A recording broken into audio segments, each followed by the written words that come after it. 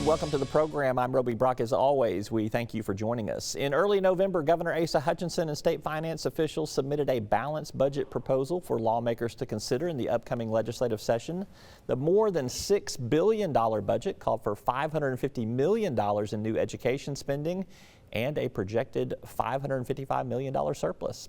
There was also a warning about future economic conditions, and joining me now to discuss this is State Budget Director Robert Brech with the Arkansas Department of Finance and Administration. Welcome to the program. Good to see you. Thank you for having me. You're in the hot seat. It's feeling pretty warm, I suspect. No, it's fine.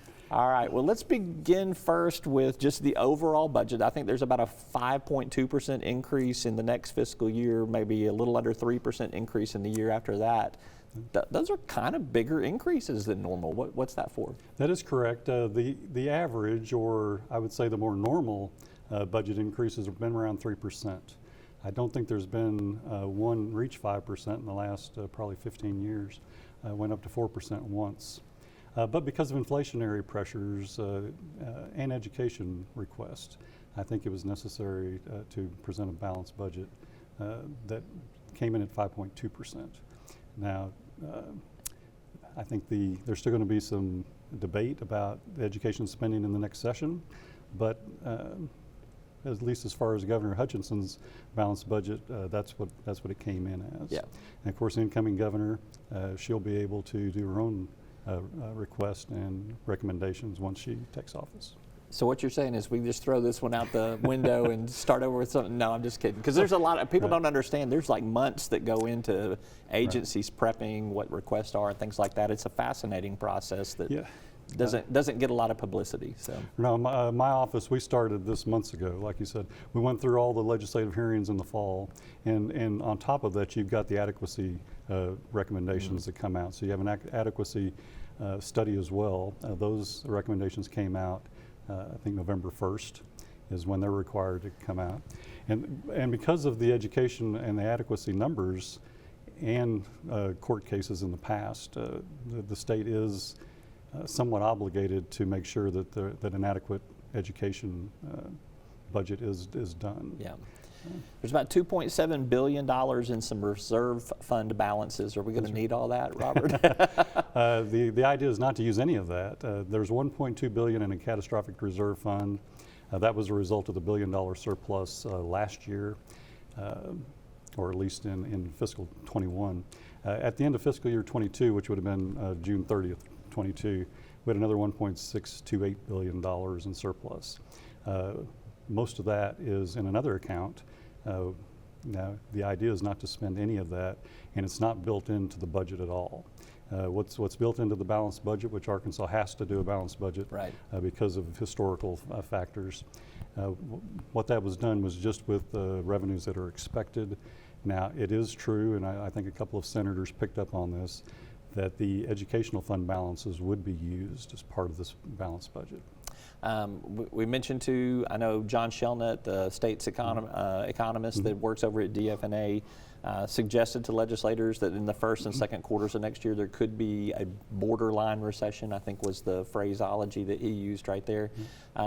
You're not the economist, so I'm not going to put you on the spot on that, but tell me just kind of what you guys have been discussing are the things that you're seeing in the economy that that give you pause there in the first half of next year? Well, obviously there's been talk nationally about a recession. Arkansas typically lags the national numbers, but it does look like in 24 that things will slow down, consumer spending will slow down, and also in 25 we expect to go back to normal growth. Keep in mind that these excess balances at the end of or surpluses at the end of the fiscal years, these are a result mainly of all of the federal monies that have come into the state. Yeah, that was a question that was asked during the budget hearing too. I think Senator Chesterfield asked, can you tell me how much money has come in that we're relying on for state government? And the question, and I think the answer was, we'll get back with you on that. So have you gotten back with them on that, or what can you tell us? I think they're trying to get there is no federal dollars in the surplus accounts. I can say that. What happens, the federal dollars do get into the economy as that money is swirling around the economy. Obviously, sales taxes are collected, income taxes are collected as people are hired. So that has had a dynamic effect to increase the surpluses. But there are no federal dollars in the surplus. Those are all state dollars. Now, what can happen and what will happen is those dollars diminish and they're no longer available. Those surpluses may no longer be available. Do you know what that dollar amount is that won't be available that has been coming from the feds? Well, initially you had the CARES Act, which brought about $1.2 billion into the state. Oddly enough, we saved about $1.2 billion in the catastrophic reserve account. There was another $1.6 billion that was coming to the state under the American Rescue Plan. Oddly enough, $1.6 billion in reserves there. And so there is a correlation and a causation, I think, between the federal dollars that have come in and the surpluses we've enjoyed. Dr. Shellnut and his team believe that we'll get back to normal growth in '25. And I guess from a budget standpoint, what I worry about is increasing spending too quickly, thinking that these types of surpluses will be here, in perpetuity. Right. And I just don't think that's going to happen. No, I agree with you on that. All right, $550 million in new education funding. Is that going to be enough, and what is that going to cover? Well, it'll be interesting. I think there'll be a huge debate in the next session. I think the education will dominate the next session.